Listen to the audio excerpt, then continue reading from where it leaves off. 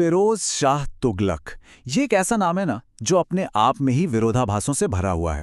सोचिए, दिल्ली सल्तनत का एक ऐसा सुल्तान जिसे कुछ लोग एक महान बिल्डर, एक जनता का भला चाहने वाला शासक मानते हैं, तो वहीं दूसरी तरफ उसे कट्टर और दमनकारी रूलर भी कहा जाता है। तो चलिए आज इसी उलझी हुई विरासत की परतों को एक एक करके खोलते हैं। तो सवाल बिल्कुल सीधा है, क्या फिरोज शाह वाकई एक भला शासक था जिसने अपनी प्रजा के लिए काम किया, या फिर वो एक कट्टर शासक था जिसकी नीतियां भेदभाव से भरी थीं? सच क्या है? इसका जवाब ढूंढने के लिए हमें उसके कामों को थोड़ा और करीब से देखना होगा। तो चलिए सबसे पहले बात करते हैं फिरोज शाह के उस चेहरे की जिसकी वजह से इतिहास उसे एक महान बिल्डर, एक महान निर्माता के तौर पर याद करता है। और पता है, उसकी जो वास्तुकला और शहरी विकास की सोच थी ना, वो आज भी दिल्ली और उसके आसपास के इलाकों में जिंदा है। देखिए, फिरोज शाह ने जो कंस्ट्रक्शन करवाया, उसका स्केल वाकई में हैरान कर देता है। मतलब उसने सिर्फ कुछ इमारतें नहीं बनवाई, नहीं, उसने तो फिरोजाबाद, हिसार और जौनपुर जैसे पूरे के पूरे शहर बसा दिए। आज जो दिल्ली का मशहूर फिरोज शाह कोटला किला है, वो उसी की देन है। और सिर्फ इतना ही नहीं, उसने आम जनता के लिए मस्जिदों, मदरसों और बावलियों का तो जैसे एक पूरा नेटवर्क बना दिया था। और शायद सबसे इंटरेस्टिंग बात, उसने सम्राट अशोक के 2 पुराने स्तंभों को टोपरा और मेरठ से बड़ी हिफाजत से दिल्ली मंगवाया और उन्हें यहां स्थापित करवाया। ये दिखाता है कि उसे इतिहास को बचाने में भी कितनी गहरी दिलचस्पी थी। लेकिन बात सिर्फ पत्थर और ईंटों तक ही खत्म नहीं होती। मतलब बड़े बड़े शहर और इमारतें बनाने के अलावा भी फिरोज शाह ने अपनी प्रजा की भलाई के लिए, समाज के लिए और सिस्टम में कई बड़े सुधार किए। जैसे कि उसने दीवाने खैरात नाम से एक अलग सरकारी डिपार्टमेंट ही बना दिया। इसका बस एक ही काम था, गरीबों, अनाथों और विधवाओं तक आर्थिक मदद पहुंचाना। पर शायद उसका सबसे बड़ा और असरदार काम था खेती पर फोकस करना। देखिए, उसने अपने से पहले के सुल्तान मोहम्मद बिन तुगलक के समय में जो भयानक अकाल पड़े थे, उनसे सबक लिया था।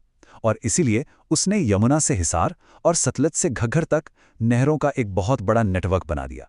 और इस एक कदम ने ना उस पूरे इलाके की खेती में जैसे एक क्रांति ही ला दी। जाहिर है, इन सब कामों ने उसे आम जनता के बीच काफी लोकप्रिय बना दिया। और एडमिनिस्ट्रेशन की बात करें तो उसने करीब 24 तरह के अलग अलग टैक्स खत्म कर दिए। सोचिए, इससे व्यापारियों और आम लोगों को कितनी बड़ी राहत मिली होगी। उसने पूरे टैक्स सिस्टम को बहुत सिंपल बना दिया और सिर्फ 4 इस्लामिक टैक्स लागू किए। खराज, जो जमीन पर लगता था, जजिया, जो गैर मुसलमानों पर लगता था, ज़कात, जो संपत्ति पर चैरिटी के लिए था, और खुम्स, जो युद्ध में जीती गई चीजों पर लगने वाला टैक्स था। तो इन सभी कामों को देखकर तो एक ही तस्वीर उभरती है ना, कि फिरोज शाह एक जनता का भला चाहने वाला और दूर की सोचने वाला शासक था। एक ऐसा राजा जो वाकई अपनी प्रजा की भलाई और सल्तनत की तरक्की के बारे में सोचता था। लेकिन क्या कहानी बस इतनी ही है? क्या ये उसकी विरासत का सिर्फ एक उजला पहलू था, या फिर इस तस्वीर का एक दूसरा, कहीं ज्यादा गहरा और स्याह पहलू भी है? तो चलिए अब सिक्के का दूसरा पहलू देखते हैं। अब हम फिरोज शाह तुगलक के शासन के उन हिस्सों पर नजर डालेंगे जो उसकी जनहितैषी वाली छवि को सीधी चुनौती देते हैं। और यही वो नीतियां हैं जिनकी वजह से उसकी विरासत आज तक विवादों में घिरी हुई है। 1,80,000, 1,80,000, ये कोई मामूली संख्या नहीं है। ये फिरोज शाह तुगलक के पास मौजूद निजी और सरकारी दासों की अनुमानित संख्या थी। सिर्फ ये एक आंकड़ा उसके शासन की एक बिल्कुल ही अलग कहानी बताता है। और सुनिए, ये कोई इनफॉर्मल सिस्टम नहीं था। उसने दीवाने बंदगान नाम से दासों के लिए बाकायदा एक अलग सरकारी डिपार्टमेंट बनाया था। इन दासों में कौन थे? युद्ध में पकड़े गए बंदी, खरीदे गए लोग, इन सबको कारीगरी और मिलिट्री ट्रेनिंग दी जाती थी। हाँ, ये सच है कि उन्हें काम मिलता था, लेकिन इस सिस्टम ने स्लेवरी को, दास प्रथा को सल्तनत में इंस्टीट्यूशनलाइज कर दिया। मतलब उसे एक सरकारी संस्था का रूप दे दिया। और ये उसके शासन का एक बहुत ही विवादास्पद पहलू है। चलिए अब बात करते हैं उसकी धार्मिक नीति की।